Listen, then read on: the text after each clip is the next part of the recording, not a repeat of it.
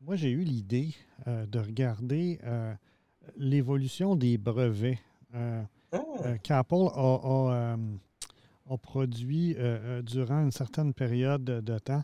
Et pour vous mettre un peu une idée, là, bon, j'ai utilisé le site qui s'appelle Patently Apple, qui est essentiellement un site web qui existe depuis longtemps et qui répertorie beaucoup des brevets que Apple soumet aux autorités américaines ou européennes.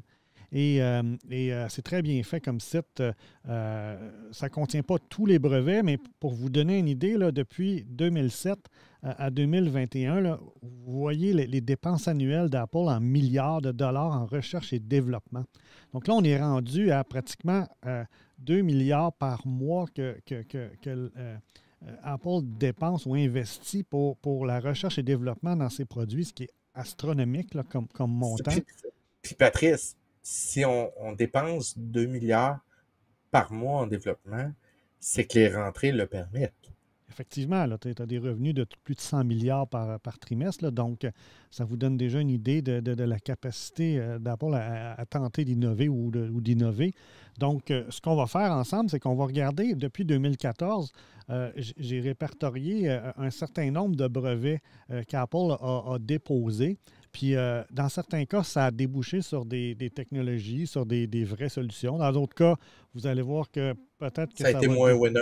Peut-être que ça a été moins winner ou ça n'a pas levé. Évidemment, c'est le risque quand tu fais de la recherche-développement. À un certain moment donné, il est possible que ça ne fonctionne pas. Donc, on va regarder ça ensemble. J'en ai beaucoup, je vous dis tout de suite. J'ai trouvé beaucoup de stocks. J'ai gardé ce que je jugeais le plus intéressant. Donc, on va regarder ça ensemble. Donc, pour juste aller à ma présentation ici, et sur premier. En avril 2014, Apple a déposé un brevet sur un système d'affichage 3D. Puis en gros, ce qu'il faisait, c'est un système d'affichage interactif qui permet à un utilisateur d'interagir avec des images tridimensionnelles projetées et qui ont été formées dans les airs. Donc, on peut voir en bas là, deux projecteurs ou deux infrared light beam dans le brevet qui montraient comment les images étaient envoyées ou mis dans l'espace, l'espace étant à l'intérieur de l'ESA.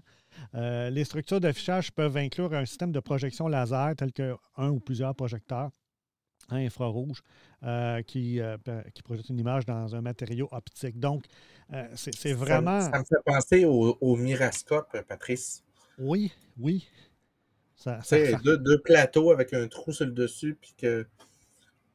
Effectivement. Donc, déjà, on voit là, je suis parti de 2014, là, déjà, on voyait que dans leur cas, ils avaient de l'intérêt avec une image 3D, comment qu'on peut essayer d'utiliser ça ou d'appliquer ça là, en termes d'affichage ou de... Ouais. En 2014, Patrice, à mon entreprise, c'était la folie des télé 3D, des cinémas 3D. Oui, effectivement. Puis on va le voir, ça va revenir là-dessus là, plus tard. Là. Donc, déjà, là, on voyait qu'il y avait un intérêt de ce côté-là à ce moment-là. Par la suite, en juin 2014, Apple a déposé un brevet pour un capteur de lumière ambiante. Donc, en gros, au niveau des écrans, ils ont des capteurs de lumière dans leur brevet qui sont formés d'une cellule ou de plusieurs cellules solaires solaire photovoltaïque. Je te le dis, il y en a plein de mots. J'ai trouvé plein de mots aujourd'hui. À couche mince. Donc, le capteur, il détecte la lumière. Puis, ce qu'il fait, c'est qu'il est capable d'adapter la luminosité de l'écran en fonction de ce qu'il y a comme lumière ambiante. Et ça, on l'a vu arriver dans les iPhones, dans les iPads et même dans les MacBooks. Moi, j'ai plusieurs de mes MacBooks dans le passé où c'était vraiment cool. Là. Le soleil arrive très rapidement là, parce que le nuage passe, puis tout de suite, l'écran s'ajuste plus bas au niveau de la luminosité. Ça a un défaut, Patrice. Oui. Sais-tu quoi? Là, Oui. encore dans le cadre de mon travail, il Oui. existe un phénomène un peu particulier qui est l'OPC sur les téléviseurs. On a ça depuis cette découverte-là. La plupart des télés vont ajuster leur luminosité de manière automatique pour sauver de l'énergie. Donc, c'est souvent dans le menu sauvegarde énergie de votre Oui, oui. téléviseur. Et vous avez un capteur comme ça là, qui capte la luminosité de la pièce.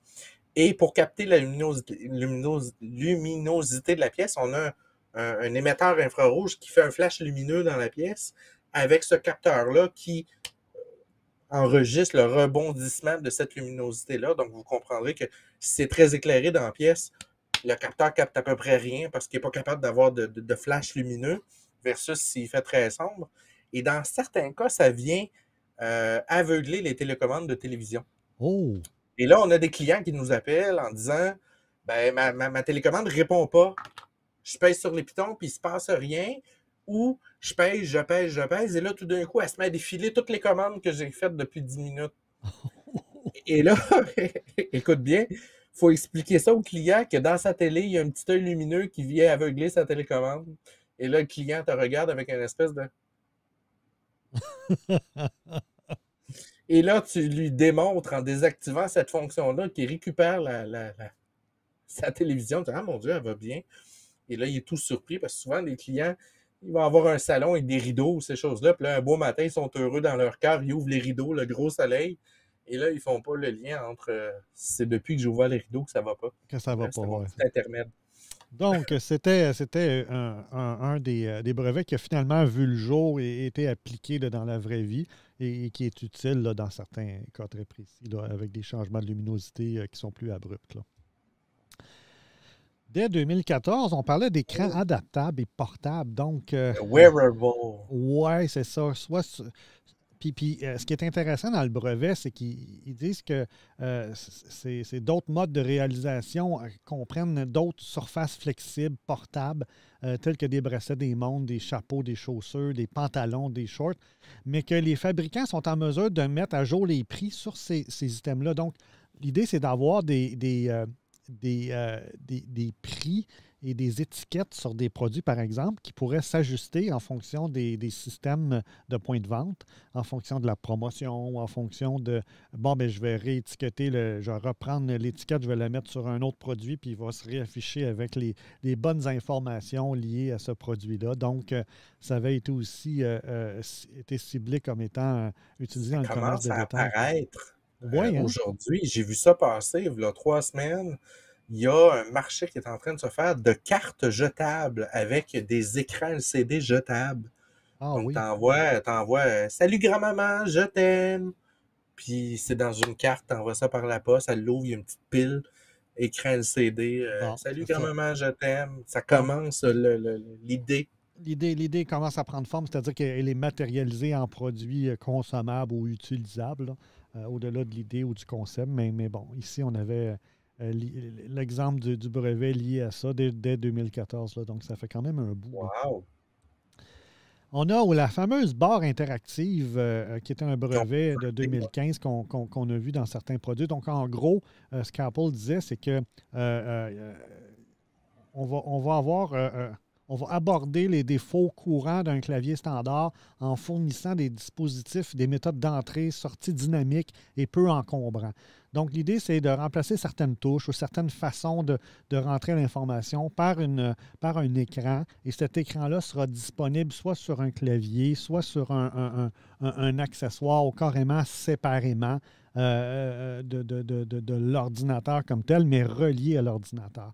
Un genre Donc, de Stream Deck. ouais. Non, Stream Deck,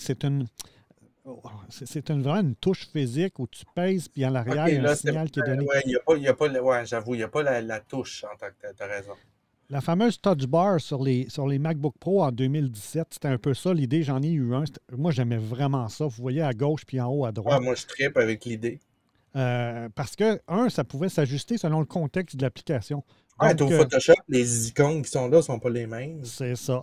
Puis, moi, ce que j'aimais beaucoup, c'est que, par exemple, quand j'avais une vidéo que je visionnais dans Safari, je pouvais passer les annonces parce que j'avais. C'est comme si le site web me renvoyait sur cette barre-là le minutage avec le. Puis que je pouvais, avec mon doigt, passer boum, directement à la fin de l'annonce.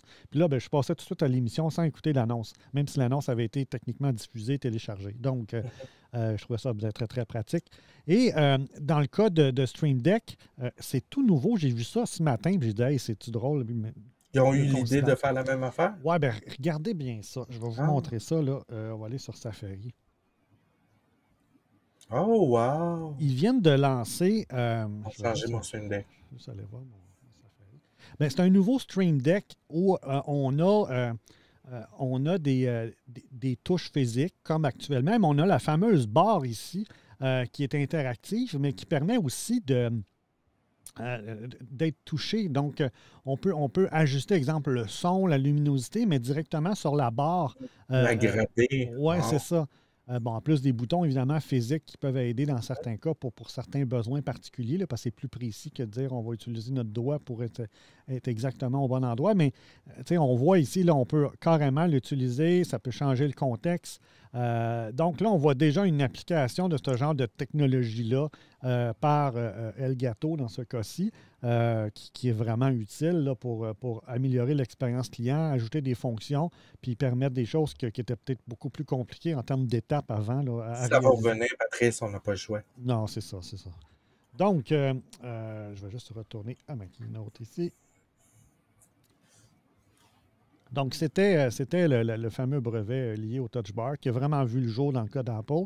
Et on peut voir que ça a probablement influencé aussi d'autres types de technologies ou de compagnies dans le développement de leurs solutions. On a en février 2016... Oui, le revêtement de saphir. Puis en gros, là, c'est la couche de couverture transparente peut comprendre un revêtement de saphir recuit au laser sur la surface extérieure. Le but, c'était vraiment d'avoir un revêtement beaucoup plus robuste en cas de dégratignure, en cas de bris, en cas d'impact. Donc, il y a eu des investissements. Tu sais, quand on parle d'affichage, oui, il faut afficher, mais il faut aussi prendre en compte l'environnement où c'est affiché. Il faut prendre en compte comment on interagit avec cet affichage-là. Et ce brevet-là était directement lié finalement au revêtement spécifique de ces... C'est probablement le pendant à Corning Glass, qui est l'équivalent dans l'autre sens au niveau de tout ce qui est Android. Ouais, Corning Glass qui a développé une expertise dans les revêtements de verre, ces choses-là. Apple, lui, a voulu faire son propre chemin avec non, nous autres, on va y aller avec une autre idée, puis ils vont que les revêtements saphir, j'aime bien. C'est ça. Malgré que je pense qu'ils ont utilisé Corning Glass dans les premières années. Oui, au début. Ouais, mais à un moment donné, probablement, ils se sont dit, regarde, on va investir plus de ce côté-là à développer notre propre technologie. Parce qu'il faut penser aussi, bon, ça, c'est la finalité, mais tu as aussi toute la chaîne de production, c'est-à-dire qu'il faut la machinerie, il faut que tu puisses produire avec de la matière première, il faut que tu puisses après ça livrer les quantités que tu as besoin pour être capable de produire. Donc, au-delà de dire j'ai un fournisseur qui a la capacité de me fournir un produit, bien, il n'y a peut-être pas la capacité physique de me livrer tout ce que je veux à un prix qui fit dans mon produit aussi. Là, il y a cet aspect-là. Là. Donc, c'était la partie revêtement de Saphir en 2016. Par la suite, nouvelle finition d'écran. Donc là, déjà, on pouvait voir de 2016 qu'ils se disaient, bon, on va avoir des crayons, on va avoir des interactions avec l'écran et il faut que le substrat texturé peut être utilisé comme une couverture protectrice pour un dispositif d'affichage d'un dispositif électronique sans affecter négativement la qualité des images, parce que ça aussi, c'est l'autre élément. C'est, oui, tu veux une finition, mais tu ne veux pas altérer nécessairement l'image. Puis tu veux que ce soit visuellement imperceptible. Donc, la texture, il faut qu'elle soit... faut qu'elle te donne quand même des sensations tactiles qui font du sens. Oui, parce que pour dessiner sur mon iPad avec mon Apple Pencil, l'effet du crayon est important dans ta capacité à dessiner parce que le fait que c'est trop fluide ou pas assez fluide ou que tu as l'impression de faire un trait influence ta capacité à dessiner. Donc, c'est hyper important comme idée. Oui, parce qu'on le voit au niveau des papiers, des cartons. Il y a une certaine... c'est un peu rugueux selon le type de papier. Il y a d'ailleurs un marché de protège-écran qu'on peut ajouter sur nos iPads pour donner l'effet papier et autres. C'est ça, pour les artistes, pour qu'ils retrouvent la sensation qu'ils ont normalement avec un crayon puis un papier comme support, là. Donc, c'était la finition d'écran en 2016. Je ne sais pas si ça a vu le jour, mais si ça n'a pas vu le jour directement dans le produit, c'est via peut-être d'autres produits où ça a été mis en place, là. En 2013, au troisième trimestre, il y a eu des technologies d'affichage de surface qui ont commencé à être homologuées en termes de brevets. Donc, on voit l'idée. Je ne sais pas si tu sais ce que je veux dire. ben, on parle de l'Apple Car, hein. Fait qu'ici, on Oui, parle c'est ça. donc d'être capable d'interagir des systèmes tels que des systèmes d'équipement de bureau, des systèmes de bâtiments, des systèmes de véhicules. Puis là, on parle d'un tableau de bord, mais aussi d'être capable de donner des informations aux passagers ou à la personne qui conduit pour être capable d'interagir avec le système, qui soit le plus intégré possible à l'intérieur de meubles, donc que ce soit des bancs, des portières, un tableau de bord. Donc, on peut déjà voir ce qui a été en partie annoncé avec Le futur de CarPlay. ouais, le CarPlay, la version 2, je pense, là, où le tableau de bord est carrément intégré, qui est très long, qui n'est pas juste un petit Avec les écran, là. fabricants automobiles. Oui, c'est Ouais. ça. Donc puis ça revient aussi aux rumeurs liées au projet Titan que Apple serait en train de développer une voiture, aurait approché beaucoup de constructeurs, serait encore en pourparlers sur comment ils veulent le faire, mais on sait que c'est un projet à très long terme. On parle encore pas avant 2025 ou 2027. Donc, il y a encore du chemin à faire de ce côté-là. Micro LED. Oui, micro LED avec imagerie holographique. Donc, on est dans une couche d'ajustement de l'angle de vue qui peut être formée à partir de structures holographiques, enregistrées en appliquant des faisceaux laser à une couche photosensible ou peut être formée à partir d'une métasurface créée en modelant des nanostructures sur l'écran. Tout ça pour dire que c'est de la haute technologie où l'on commence à continuer à parler de 3 dimensions, où on parle d'être capable d'interagir avec ces écrans-là, mais dans une façon différente de ce qu'on le fait normalement avec des écrans à 2 dimensions, finalement, là, ou une dimension au niveau du plat. D'ailleurs, aujourd'hui, Apple, à demi-mot, a avoué qu'elle est en train de plancher sur son casque de réalité virtuelle. Qui est le rendu fovéal. Wow! Donc, en janvier 2018, le rendu fovéal est un terme technique utilisé en imagerie informatique désignant une stratégie de calcul qui sert à optimiser l'affichage graphique. Donc, les affichages peuvent être incorporés dans des dispositifs tels que des montées sur la tête, des lunettes à réalité virtuelle ou réalité augmentée. Il peut être souhaitable de fournir aux utilisateurs un contenu immersif à l'aide de l'affichage. Donc, il peut être souhaitable que l'ensemble du champ de vision d'un utilisateur soit rempli de contenu sur un affichage. En rentrant les images avec différentes résolutions, différentes zones, la qualité de données d'image qui est associée au contenu affiché sur l'écran peut être considérablement réduite, par exemple, par rapport au rendu de l'image entière sur l'écran 26 à pleine résolution. Donc, on voit déjà en 2018, là, on sont capables de déposer des brevets liés à ça et on va voir la suite parce que après ça, ça va commencer à débouler. On parle de casque 8K dès février 8K, 2018. wow! Oui, on parle d'une résolution de 8K avec des J'ai dispositifs. 720 mon casque de Quest. What? Ouais. Donc, on parle vraiment d'un affichage à plus haute résolution. On parle d'être capable de permettre à l'utilisateur de visualiser différentes parties de l'affichage en unité de traitement graphique. Donc, l'idée, c'est d'être capable d'avoir une vision qui va vraiment cibler des parties, mais en haute résolution au niveau de l'œil, pour être capable d'avoir une qualité optimale dans ce cas-ci. Mais c'est le fun que tu me parles de ça, Patrice, parce que ça met en lumière un peu ce qui est en train de se produire au niveau mondial. Parce qu'au niveau mondial, il y a un combat entre 2 technologies, la réalité augmentée puis la réalité virtuelle. Et un peu comme j'ai dit tantôt, VHS bêta, là, toujours chacun va miser sur son cheval en se disant que son cheval va sortir. Microsoft a misé au départ avec les HoloLens, tout de suite avec la partie réalité augmentée pour l'univers industriel, ces choses-là, parce qu'on peut voir et interagir avec les choses. Et certains autres ont misé sur la réalité virtuelle. Et on voit que les nouveaux casques qui sont en train d'être développés ou qui s'en viennent ou qui sont en chantier sont tous en train de merger les deux. Oui, Donc, oui. d'avoir une excellente vision de l'extérieur de manière à pouvoir interagir avec le monde de façon correcte, d'avoir une réalité augmentée et virtuelle dans un même casque. Exactement. Donc, on voit cette convergence-là, puis le but, c'est vraiment là, d'en arriver à utiliser la technologie de façon optimale là, pour ces expériences-là qui sont immersives, là. Donc, c'était le fameux casque en 2018. Par la suite, dès 2019, on parlait d'un système de détection de lumière. Donc, l'idée ici, c'est d'être capable d'avoir une image ou un écran lié à un autre écran en synchronisation.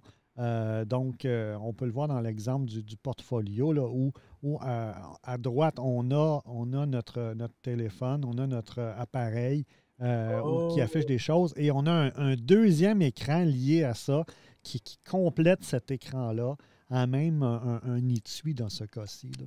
Donc, on est dans du wearable, donc quelque chose qui peut se porter, mais qui est synchronisé. Puis ça va vers les exemples qu'on a vus là, avec macOS Ventura et iOS Ouais, 16. le Là. continuity, c'est ce Ouais, genre de c'est ça. phénomène-là. Sauf que là, de ce que je comprends, Patrice, c'est qu'on utilise l'analyse de l'écran lumineux de gauche pour comprendre ce qui est en train de se passer dans cet écran-là, pour être capable de dire, OK, il est dans un YouTube, whatever, donc Ouais, je ouais. vais y afficher telle autre affaire qui est parallèle et utile. C'est en plein ça. Donc, il y a vraiment les deux se parlent et s'ajustent en fonction du contexte là, en termes de présentation. Donc, c'était la partie détection de lumière, mais plus appliquée, par exemple, à de l'interaction avec un autre appareil, là. En 2019, on a vu que Apple déposait déjà des brevets sur les systèmes de support d'affichage dans le cas de leur nouvel écran, le nouveau moniteur XDR. Donc, ils avaient déjà des brevets liés au fait qu'ils voulaient s'assurer d'avoir une façon de disposer ces écrans-là pour que ce soit le plus ergonomique possible, le plus aussi qu'ils puissent les disposer facilement dans l'espace sur des bureaux ou là où ça doit être mis en place. Donc, on a vu qu'éventuellement, dans ce brevet-là, là, tout le système d'ancrage en arrière de l'écran a été breveté.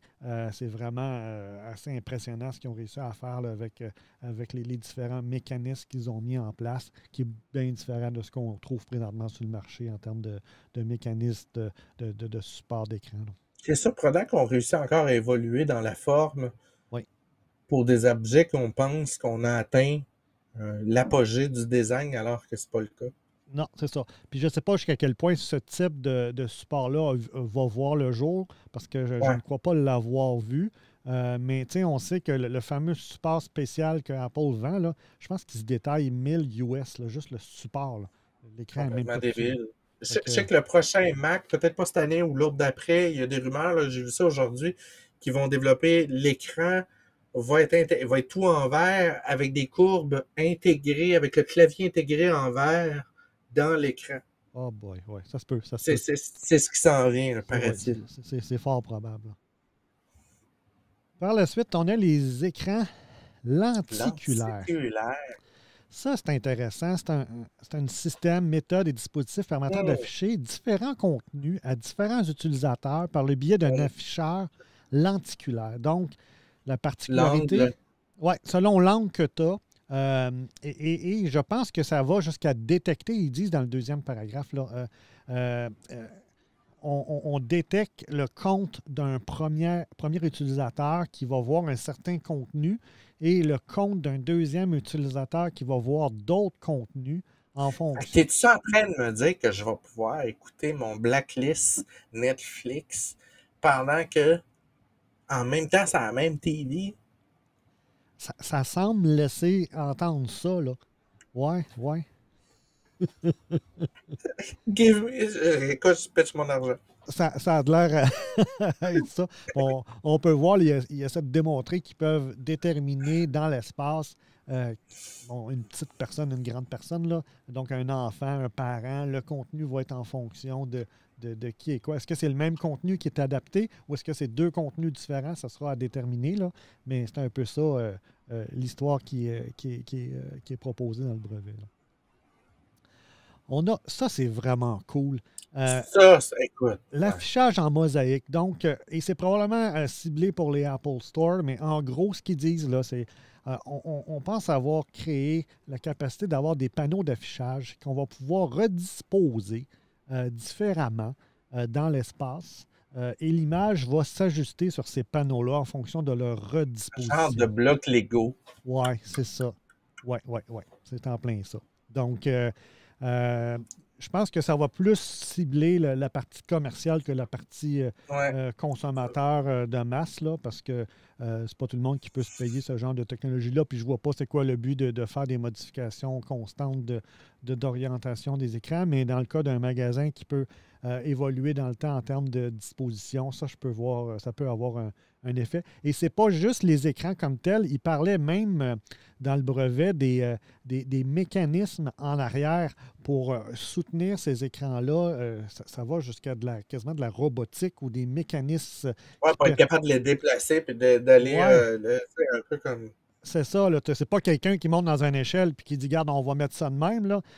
Il y a un certain automatisme pour les redisposer dans l'espace selon la configuration voulue. Là. Donc, ce serait un brevet. Probablement qu'on le verra apparaître dans Apple Store éventuellement dans quelques années. Là. On a aussi le brevet lié aux écrans confidentiels là, qui est plus récent. Et ça, c'est intéressant. Fait que l'idée, c'est une couche de réglage de l'angle de vue. Donc, l'idée, c'est d'être capable de détecter qui regarde l'écran. Et selon l'angle de vue, s'il y a de l'information qui est confidentielle, elle ne sera pas visible ou elle sera brouillée. Donc, dans l'écran, on a des. Oui, des genres de volets. C'est un peu ça le concept. Ouais, il y aurait comme un genre de volet ou de façon de cacher cette information-là ou de la rendre non lisible selon qui regarde l'écran finalement. Est-ce que cette personne-là est autorisée ou non à voir cette information? Je suis en train de taper mon mot de passe. L'angle de vue est rendu 15 degrés. J'ai tapé mon mot de passe. Le gars d'à côté, il revoit mon écran d'ordi. Genre, là, ça pourrait être ça. Là. Oui, c'est vraiment. Ou de l'information sensible, bancaire, qui fait que c'est vraiment spécifique à quelqu'un et non pas que tout le monde peut voir à l'écran. On le voit, je sais que dans les guichets automatiques, là, on voit que les angles de vue, là, dès que tu tournes un peu, là, tu vois plus. Tu vois plus. Fait que c'est un peu le même principe, mais là, c'est physique. Dans ce cas-ci, ça serait ajustable en fonction de ce qui se passe à l'écran. C'est ce que je peux comprendre. C'est en plein ça. Donc, ça, c'était notre fameux brevet. Et je pense que c'était mon dernier là, dans cette série-là. Donc, ça vous donne déjà une idée de comment Apple a évolué de ce côté-là en termes de recherche-développement. Il y a des choses que clairement, on va voir le jour, d'autres choses que peut-être qu'on ne verra jamais le jour, mais ce n'est pas grave. Le but, c'est de faire avancer la connaissance, faire avancer. Puis des fois, c'est une trouvaille, une recherche qui nous amène vers d'autres choses. Je me souviens, en 2007 ou 2008, j'ai été à la conférence d'Apple à San Francisco, la conférence des développeurs. Puis on nous avait présenté à ce moment-là comment, avec la librairie dans Xcode, pour être capable d'analyser les images, qu'on pouvait prendre une image photo, la découper et d'être capable de voir la profondeur de la plante par rapport au cadre, par rapport à... Et là, bon, OK, c'est cool, mais... Qu'est-ce que ça me donne? Bien, ce que ça donne, c'est éventuellement, on était capable de dire, bien, on est capable de mesurer des distances avec une petite application entre 2 points, parce que là, je suis capable de voir qu'est-ce que ça implique. Tu te rappelles, Patrice, quand je t'ai parlé, il y a 2-3 semaines, de développement des moteurs de dessin par intelligence artificielle? On est là, ils sont en train de prendre, tu prends une image, puis imagine tout le contexte, puis tu la dessines en 3D. Là. Oh, oui, fait que non, c'est vraiment intéressant comme recherche. Je vais vous amener aussi sur un autre sujet. On va démarrer ça avec les prochaines semaines, quand ça va être possible. Des anecdotes ou des petites histoires pour faire le pont avec ça. Puis aujourd'hui, ce que je veux vous parler, c'est c'est l'histoire de Steve Jobs et l'ingénieur divulgateur de Microsoft. C'est une histoire qui est liée, vous allez voir, aux écrans et qui a été bien documentée dans la biographie de Steve Jobs avant qu'il décède. Et ce que ça expliquait essentiellement, c'est qu'en 2005, Steve Jobs avait très peur que le succès du iPod déraille. En 2005, 45% des revenus d'Apple étaient le iPod. Donc, c'était vraiment crucial. C'était la vache à lait d'Apple. Et il avait peur que ça devienne un enjeu parce que, bon, il avait redressé la compagnie. En 97, il était à 90 jours de la faillite. La compagnie était maintenant profitable, avait plus de dettes, avait beaucoup de revenus, des bonnes marges de profit. Sauf qu'il était conscient que les téléphones cellulaires, ils prenaient des photos. Puis, si la musique devenait accessible sur ces téléphones-là, ben c'était un peu la mort du iPod. Là. Le iPod était vraiment unidimensionnel en termes de type d'appareil. Donc, ce qu'a fait Apple dans ces années-là, c'est qu'ils ont signé une entente avec Motorola et ils ont développé le fameux Rocker de Motorola, qui était un téléphone qui incluait un abonnement à iTunes et qui permettait d'avoir accès au catalogue musical, à tes listes, pouvoir écouter ta musique. Parce qu'à ce moment-là, Apple n'avait pas la capacité de développer un téléphone. C'était vraiment les compagnies Motorola, Nokia, LG et compagnie là, qui avaient les parts de marché importantes, pas juste en Amérique du Nord, mais en Europe et partout dans le monde. À chaque fois que les dirigeants d'Apple se rencontraient dans ces années-là, tout le monde haïssait leur téléphone. C'était fou. Ils se disaient tous, regarde, je ne suis pas capable d'utiliser les contacts, c'est compliqué. Comment utiliser telle fonction? Il y a même des fonctions que les gens n'utilisaient pas parce qu'à un moment donné, ça devenait inutile. C'était peu pratique, oui. C'était peu pratique dans ces années-là, si on se souvient, de 2005-2006. Steve Jobs, de son côté, il était frustré parce qu'il voyait que Motorola ne livrait pas la marchandise. C'était compliqué juste de livrer l'intégration avec iTunes. Puis il se disait, pourquoi on n'aurait pas notre propre téléphone? Pourquoi on n'aurait pas notre propre appareil? Mais bon, on n'était pas là, on n'était pas rendu là dans le développement. Donc, ce qu'il a fait, il avait demandé à une équipe, l'équipe Airport, qui développait les routeurs sans fil d'Apple dans les années 2000, il leur a demandé, pouvez-vous travailler sur un téléphone? Vous avez l'expertise des bandes Wi-Fi, d'être capable de vous connecter à Internet. Travailler là-dessus, là, essayer de voir qu'est-ce qui est possible de faire de ce côté-là. Puis, il leur avait donné, c'est une équipe de recherche-développement, fait que essayez des choses, puis essayez de voir ce que vous pouvez faire de ce côté-là.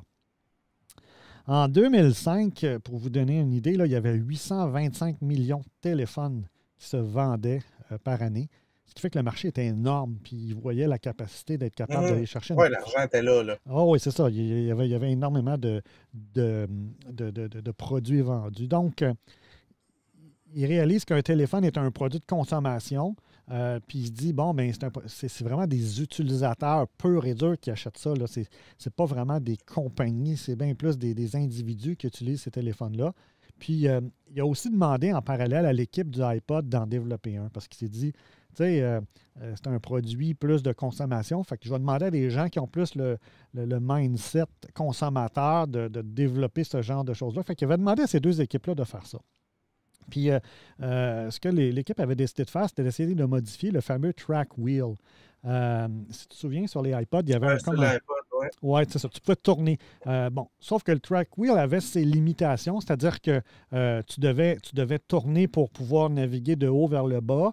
Tu pesais au centre pour rentrer dans le menu que tu avais choisi. Mais ça devenait compliqué pour rentrer par exemple, un nom, un prénom, un nom, un numéro de téléphone. Là, ça devenait excessivement compliqué avec un track wheel. Mais bon, ils avaient la technologie, ils avaient cette expertise-là. Donc, il s'est dit, peut-être qu'il y a quelque chose à faire avec ça. Il y avait en parallèle un projet secret qui avait été de développer un ordinateur tablette chez Apple. Il y avait une équipe qui travaillait sur ce genre de tablette-là à ce moment-là. Ça faisait partie un peu de toute cette mouvance-là qu'il y avait à l'intérieur d'Apple pour être capable de trouver une solution ou d'amener un produit qui pourrait éventuellement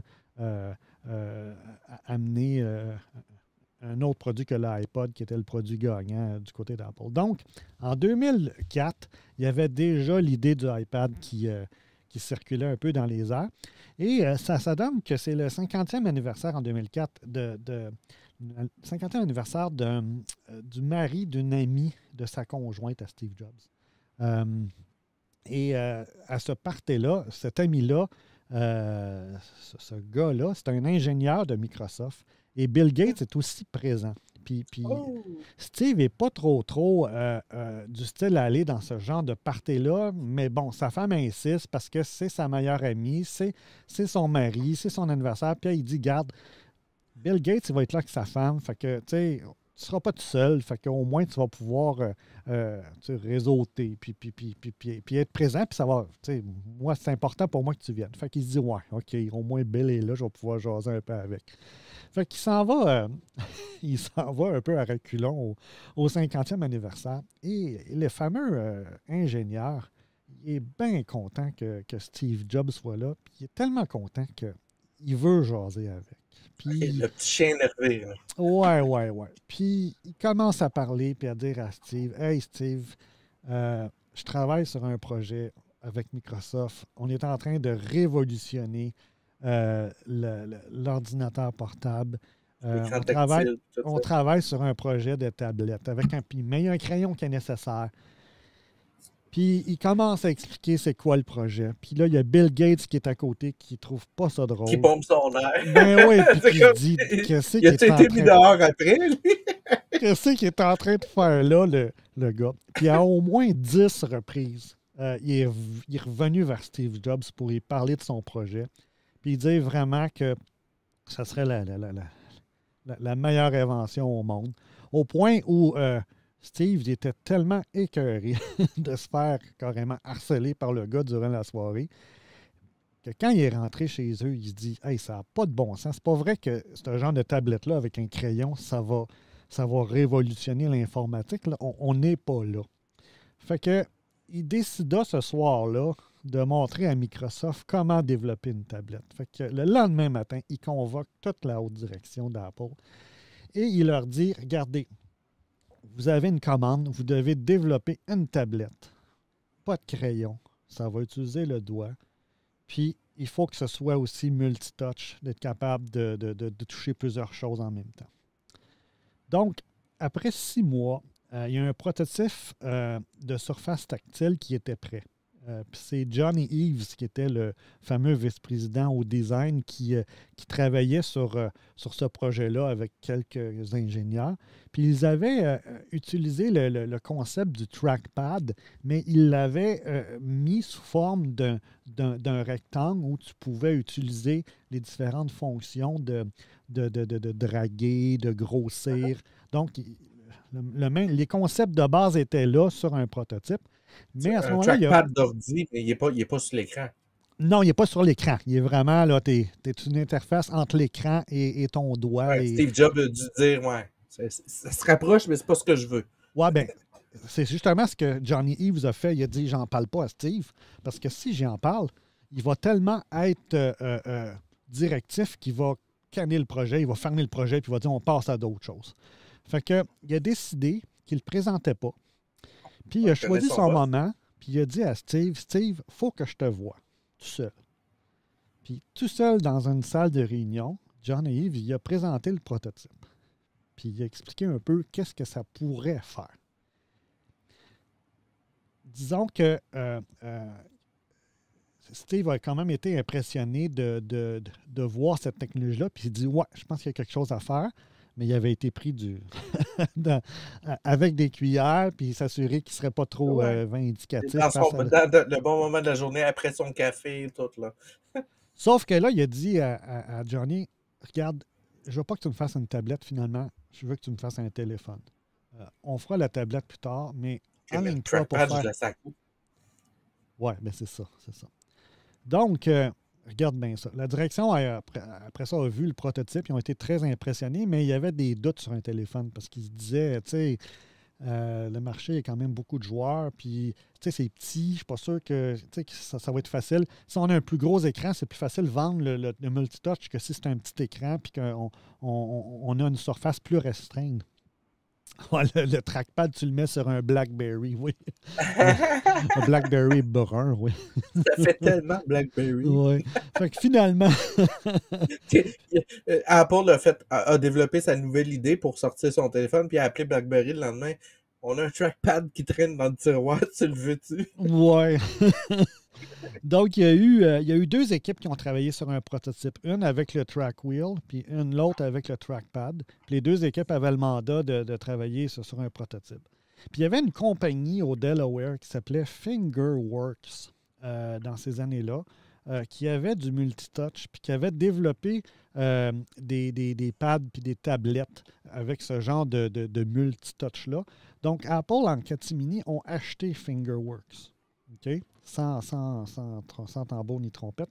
Et ils ont parti de cette technologie-là pour développer un prototype du iPhone. Donc, l'iPhone, finalement, a été développé. Steve Jobs, à tous les jours, révisait pendant quelques heures le produit, il était rendu où. On parlait de comment on était pour mettre des applications, comment on était pour mettre du contenu. Puis il y avait vraiment trois fonctions importantes. Donc, iTunes, il fallait qu'il soit là absolument, parce que là, on passait du iPod. Ouais, on voulait aller chercher le marché des iPods, Oui, de on la veut aller musique, tout les ça, récupérer. médias.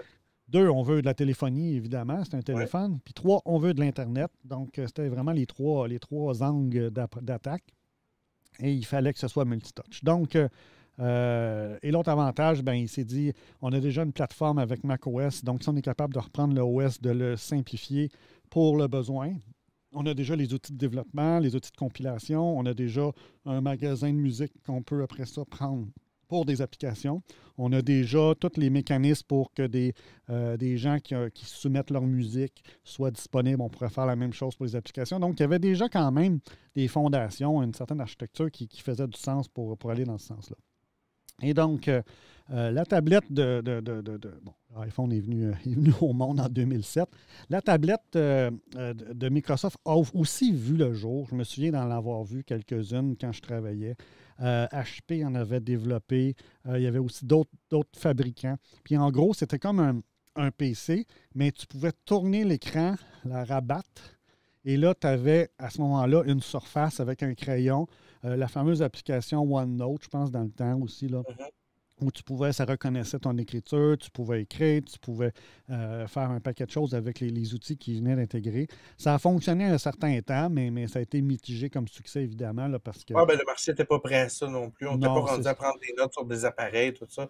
On commence à peine à être dans ce monde-là en 2022 c'était quand 2023. même assez épais. Là. On parle là, Ouais. d'une épaisseur qui était non négligeable. Là. C'était quelque chose là, comparé à avoir juste un ordinateur de base avec un écran. C'était même plus épais qu'un laptop standard là, à cause du type d'écran et de toutes les couches que ça nécessitait pour être capable de fonctionner. Donc, c'est la fameuse histoire de l'ingénieur divulgateur qui finalement a carrément C'est la création du iPhone, finalement. oui, c'est ça. Il a vraiment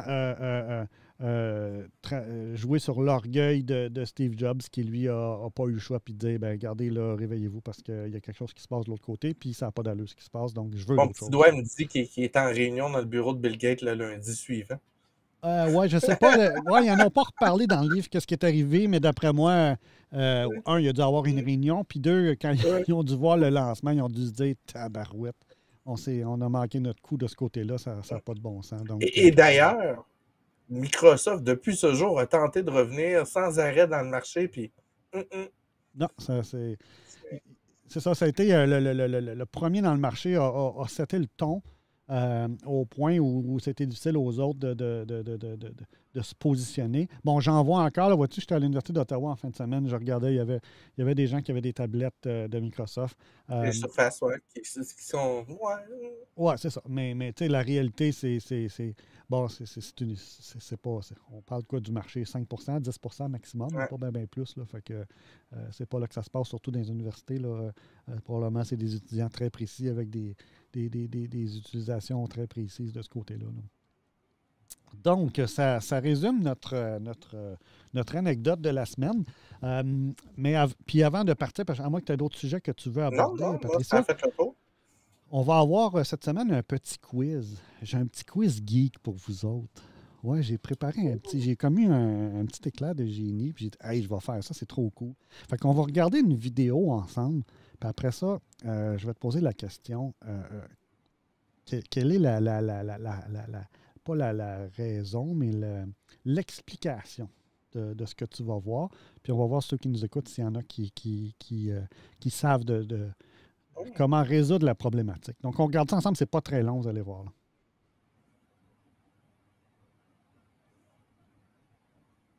Donc, on a un triangle à 4 morceaux.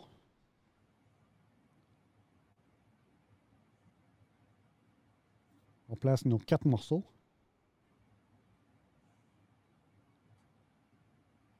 Comment se fait-il qu'il reste une zone non couverte par les 4 morceaux? Si vous voulez le revoir, je peux vous le remettre. Ah, remets-moi là, mon cerveau. J'ai vu ça souvent avec les palettes de chocolat. Là, puis,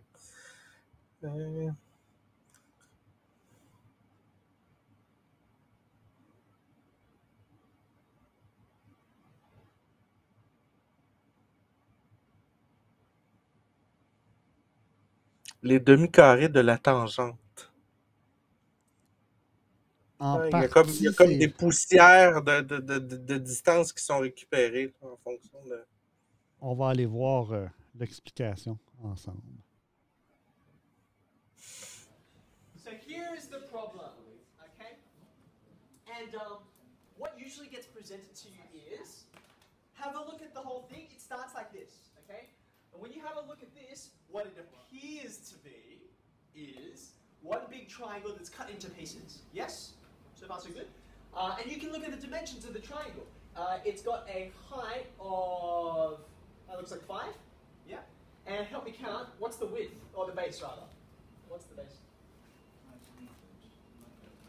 13? Yeah, okay, 13. Right? So you got this 5 by 13 triangle, okay? Now in the animation, and you can verify, you can see what's going on. These two pieces have swapped, but then these two pieces have been rearranged a little bit. And suddenly, you've got the same 5 by, you can count it and double check, 5 by 13 triangle, right? But now there's a hole, right? So the area of this triangle here is, well, it's going to be 5 by 13 on 2, right? Which I think is 32.5 units. Yes? Okay. But then you have a look at this thing, and you're like, well, it's going to be that 32.5 units minus 1, because there's something which isn't covered by a colored thing, right? So how is it that just by rearranging, we have made a square disappear? Okay, take it. It's because of the slab, the area that's covered by the angle, like the slab, like the parts of the slab, they've changed. Okay, good, right.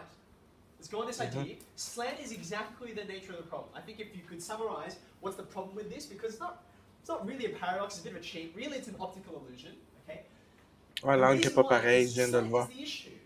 It looks like, remember I said this, it looks like it's a triangle, doesn't it? Okay, this thing here. But in fact, it is not a triangle at all. It is actually a quadrilateral. Okay. C'est un Ouais, quadrilatère. il est légèrement. Il y a 1 degré de différence. Very good. Okay, so there's a couple of ways you can talk about this, right? Because you guys know trig, it might be easiest to talk about it in those terms, though you can see it without, okay? Have a look at the blue triangle. You can see that its dimensions are 2 by 5, right? 2 by 5. But if you have a look at this triangle here, it's 3 by 8, I believe, right? 3 by 8, which is not the same. These two triangles are not similar.